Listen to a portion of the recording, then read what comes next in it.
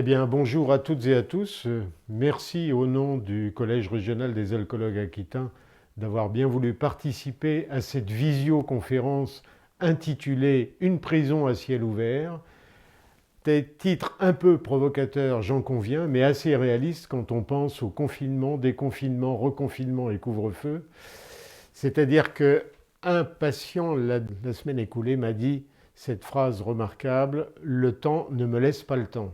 Donc il faut prendre le temps maintenant de ralentir un peu avant que le temps nous prenne. Et je pense que ça fait partie de ces opportunités, effectivement, de la crise.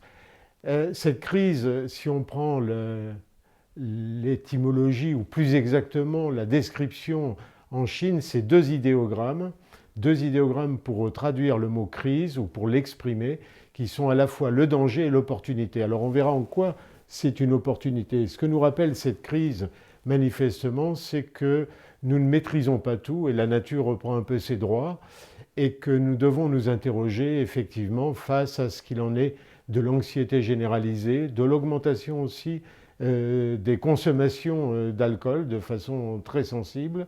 Et pour nous aider, eh bien, nous avons trois capitaines de navire, si j'ose dire, ceux qui sont capables de se hisser au-dessus du brouillard et de redescendre dans le brouillard pour nous transmettre leur expérience, leur sagesse et leur savoir.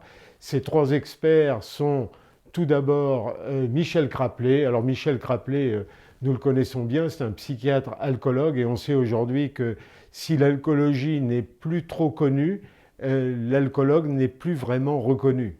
Ce qui pose un problème aujourd'hui, effectivement, face à l'alcoolologie clinique. Et Michel Craplet nous a déjà, je dirais, nourri avec d'excellents ouvrages, dont La Passion alcool. Il n'est jamais trop tard pour parler d'alcool. Et puis là, autour de la Révolution, je dirais, le jour de boire est arrivé pour dire quelque chose autour de l'historique finalement révolutionnaire de l'alcool, mais aussi sur le fait que si l'alcool n'est pas la cause, il est toujours en cause, comme nous dira Michel Craplet.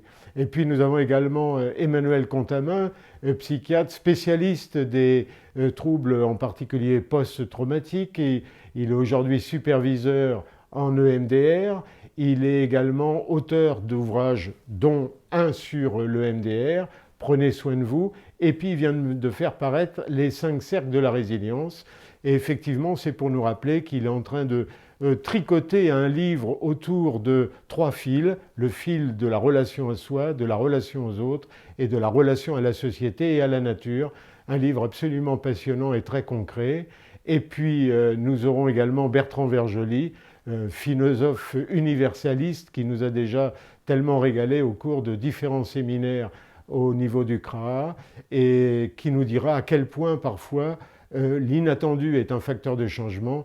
Et Bertrand Vergely va nous dire également comment, malgré la situation actuelle, il est encore possible de s'émerveiller. Merci, à très bientôt.